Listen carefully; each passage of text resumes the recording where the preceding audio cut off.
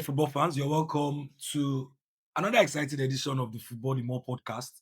It feels so good to be back after So good. like 2 weeks. Yeah, we took a pause for like 2 weeks, but it feels good to be back. SMG, you're welcome back. It's great to be back here, man. So let's talk the FIFA World Cup. Yeah. Last 8. Any pretty- surprises? No, pretty much everybody. The only odd one out for me is Switzerland. Yeah, how they did it, I don't How know. they say just Yeah, Switzerland and probably Norway. leave Norway. Norway, Also- will still mention who? Erling You Haaland, understand? Martin Odegaard, Odegaard, yeah, and sure. But that's Switzerland. Mozambique, I mean, what is that the striker's Come name? on. But again, That's why we love football anyways. that's why we Yeah, love football. So now everyone is talking about Egypt. What happened to Egypt happened to most African teams Yeah. when it comes to the round of 32. Yeah. They will score early And then and then they collapse. They fold. For Egypt, come on, 2 goals, 78 minutes. Yeah. You were still leading 2-0. And then the match didn't even get to extra time. That's the most painful part. It got me thinking, like, football is not all about physicalities at the end of the day. There's the part of physicality and then there's the part of technicality. You have to be technical because really, if football was all about physicals, you taking the game as far as the 78 minutes, you just have to see out that game. You understand? But somewhere maybe it's in their head or is in their game management or is in the instructions the coach is dealing out to the players. They just collapsed in 12 minutes. Everything just went south. You went from 2-0 to 3-2. So I think that's something the African teams now, African countries now, they need to work on it because it just kept happening and happening. Cape Verde was pushing Argentina all the way, but somewhere along the line they folded too. It happened to Senegal.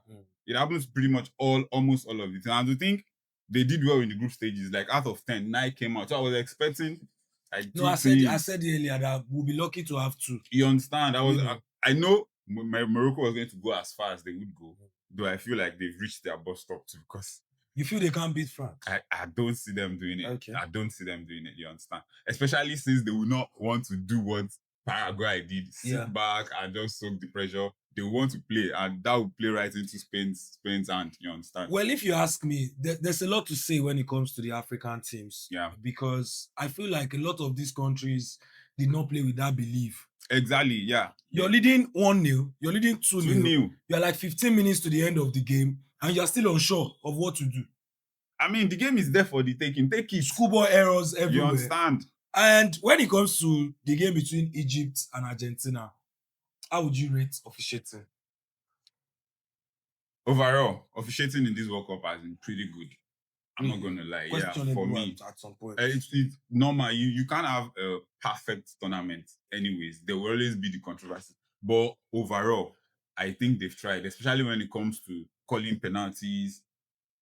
But still, in that game, there is a but. Everybody's already clamoring that Argentina is buying the World Cup again. But I mean, officiating can be 100% every time. Well, I agree that officiating can be 100%. Yeah, but this is where I have issues. Consistency. Now that's the thing. Consistency. Yeah. Consistency. Yeah. If you are going to be biased. Be biased all through. You understand? If you are going to pick little touches as fouls. Pick it.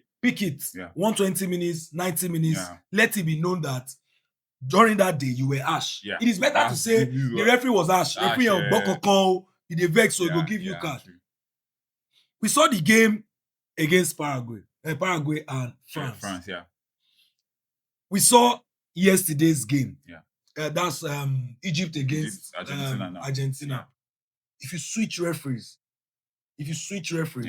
Paraguay would have gotten like 8-9 yellow cards. Yeah, of course. In fact, a player from from France was literally saying he did not know how they could have 30 fouls with no yellow cards. You understand? So it's just funny, and it's that's just the part of the game I really want them to work on. They really need to work on it. It is even more painful that in 2026, yeah, African sides are still struggling psychologically. It is unbelievable. It's unbelievable. Seriously, it is. All of these guys, most African teams that went to the World Cup this year went with superstars.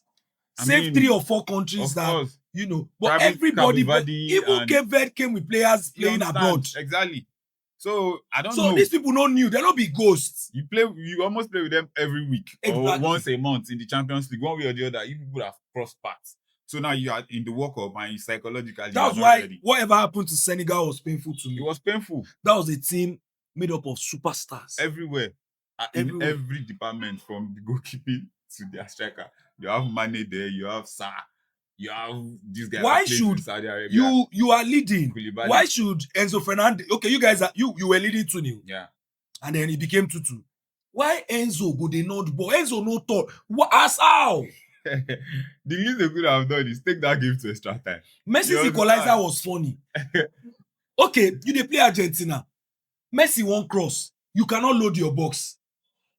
So at the end of the day, you had like 2 players free. And then they had the touch. And then another one controlled and then passed to Messi. I feel like this World Cup, it was a missed chance for African teams. Oh. Really, it was. It was. I mean, 10 teams, 9 in the round of 32s. And then all of a sudden, we went from 9 to 1. Well, from 9 to 1 is no surprise.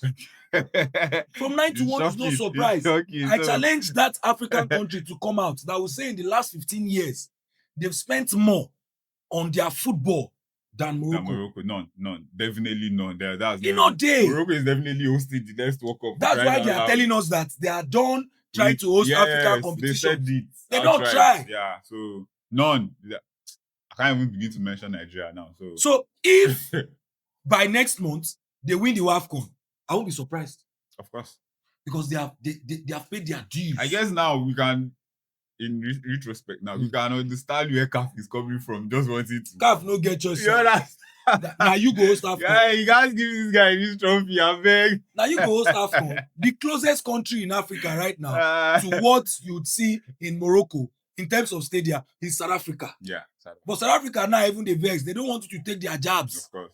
Yeah, taking our jabs. So again, so for me, yes, some questionable refereeing decisions, but when it comes to playing with belief, playing with that exactly no, African countries, it just kept happening. There was a time there was this statistic that African countries, like 2 or 3 of them, considered goals at 86 minutes, exactly 86 minutes. You don't get anything they pain me. You now got to a stage at the round of 32 when an African team scores. I'll look at the screen and say, you might lose. And it happened over and over again. And it even makes it more painful. This Egypt, they say happen to Senegal. They say happen to different countries. So it should have been some of the things you would have worked on. Psychologically, your backroom staff would have. Anyways, let's leave African teams. The big boys have been turning up. I mean, Alan, Kylian Mbappe, everybody came Messi, to the party, and the likes. Yeah, Harry Kane. Yeah. Oh, don't forget. Not a big fan, anyway. So Harry Kane. So the big boys are coming to the party. I want to put you on the spot. The final 8 now. Soon the final 4, and then the final. Who do you think will go with the golden boots? Who is more likely right now? More likely is Messi. Why? Is Messi. Reason being that the fulcrum of Argentina is on this guy. They literally channel everything to him. They play for him. You understand? Okay. So for him to imagine if he has not been missing the penalties, he would probably be on 11 goals right now. Yeah. You understand? But when it comes to France, because I feel Mbappe is his closest contender, you understand? In the one way or the other, I don't see Norway going all the way. You don't see Norway going all the way? I don't see. They are dark horses here, but I don't see them going all the way. So I feel it's Mbappe. But in the France team, the outlets is like almost 4. Anybody could pop up with goals and whatever. No, so, for me, I told some people yesterday, they felt I was. For me, the most important player for France right now is Michael Olise. Yeah, they are literally trying to get his yellow card rescinded too. Like they do, you understand? Because they don't want Trump to call. Maybe president started call. Maybe Macron self call now. And I feel everybody put calls. And I feel like the current FIFA president will not win his next election if he wants to come back. A lot of countries are not happy. A lot of countries have issues. Just buy his you know, if you buy him, nothing won't buy. This particular World Cup, they don't open. Because the guy is actually making them money. It's making them money. It's making them a whole lot of money. At the end of the day, aside making them a lot of questionable stuff. A lot. That for Larry own. FIFA my Nigeria guy, I big ups to you, but he was even the knew he was wrong. When they finished the game against Belgium, he literally walked up to their team. So the president now called. It can't be like So- all the other countries where they always walk You up before. They don't understand? get They president. don't get president. We fit call. Everybody. Anyways, Ronaldo Uh, he's never going to win the FIFA last World Cup he's as never a going player. to. Nah. He's done. He's done now. And the winner in all of that, I think, is Portugal and the upcoming generation. Because to Yes, be and the honest, biggest loser was their former coach. the former now, Yes, Martinez, he don't come out. Yeah, He he's say gone.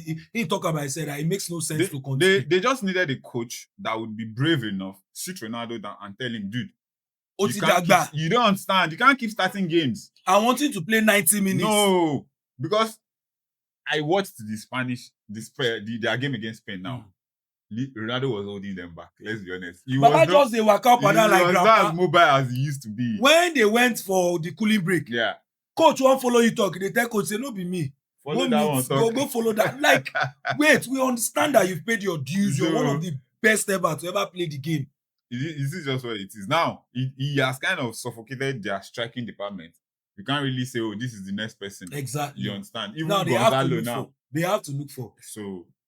But Ronaldo, big ups to you. You are big. When you are big, you are big. Coach. You understand? You can still win it as a coach if you decide to coach now. Well, if you decide. And if you sabi, because it's another thing to to play and.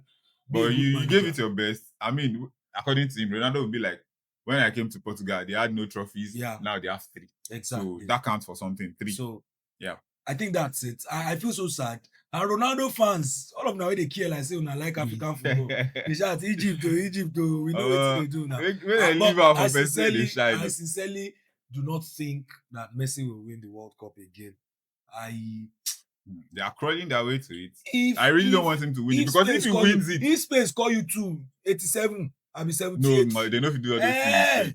So and this is you know what I know make you if you win. Guy, let me give that guy a Ballon d'Or. Yes, now play European. Yes, they go just shash it down. Yes, like that. Yes, so, they go tell you. I don't want that. That's they verse me when they run now. Now very rubbish stuff. Spain never concede. Oh, they will concede eventually, but so far so good. I mean, they don't play 3 for group stage. Play 32. Play 16. Play 16. And now that they play, now Belgium they won't play. Now they will concede. No worry, I feel guarantee. Belgium go jack, but they go score. All right. Baba Lukaku go tell. For me, the biggest news for me was the way Belgium dumped out the United States of America. Emphatically. Your president feel call. But we go beat the hell out of your president feel call. May you see reach battlefield, may they beat you. So no go to visit your president.